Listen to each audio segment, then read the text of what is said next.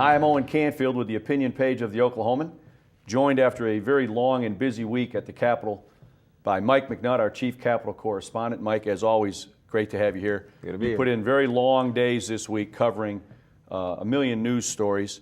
The House was, or the legislature was able to make some progress on reforming the teachers' retirement pension fund. We had any number of other things get accomplished this week, some good, some not so good. And the week ends with a slice of controversy, courtesy of Representative Sally Kern. Bring us up to date on that, if you would, and we'll talk just a little bit about that. Well, it basically, as you mentioned, quite a bit accomplished. It was deadline week, both the Senate and the House trying to get bills passed before Thursday's deadline. And Wednesday night, the House took up this proposal that passed the Senate already. They put on a ballot a measure that would excuse the state of Oklahoma and state government from practicing affirmative action guidelines. Right. And quite a heated debate, talking about why it was needed, why it was started. And toward the end of the debate, Representative Kern spoke in support of it, saying that affirmative action wasn't working, and she believed that when it passed, it would be more equal to everyone. Right.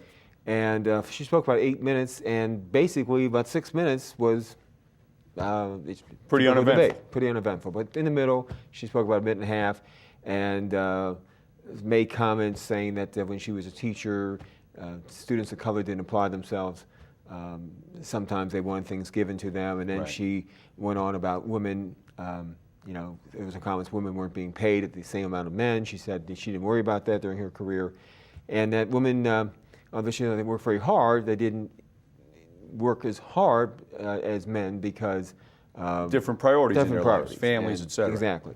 And some would say, well, that's generally a statement that's not a bad statement, but when you look at it in print, it's a lot harsher. Right. And certainly, affected men and women who raised their kids on their own, and certainly minorities who say, look, who worked hard and had to overcome a lot of obstacles. Right. And it's a very touchy issue still today, and so that started a firestorm.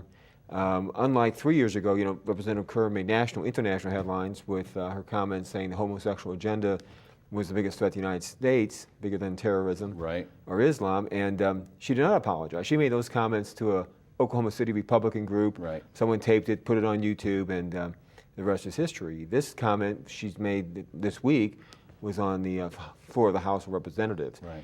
The Speaker did call her yesterday and said he disagreed with her comments. She said she's already working on an apology. The words came out wrong, she said, so she did issue a formal apology. And the Speaker says that's good enough for him. She did apologize. Not good enough for some groups, though, who would ask that she resign. Right. The Democrats, of course, are saying she should resign immediately. The NAACP local chapter saying she should, state chapter saying she should resign. And the Speaker says he doesn't think that's necessary, not even reprimand at this point. Right. We don't know what the House Democrats will do, if they'll try to get some comments on the House floor when they reconvene Monday. Right. Be kind of interesting to see what happens then. I don't think the story's quite over Certainly yet. not over yet. Each group now will use that for their own purposes, I'm sure. Imagine that. Yeah. Well, we'll be interested to see how that unfolds. Monday, I would guess it would be some action one way or the other, whether it's her apologizing on the floor or, as you said, more calls for something like that.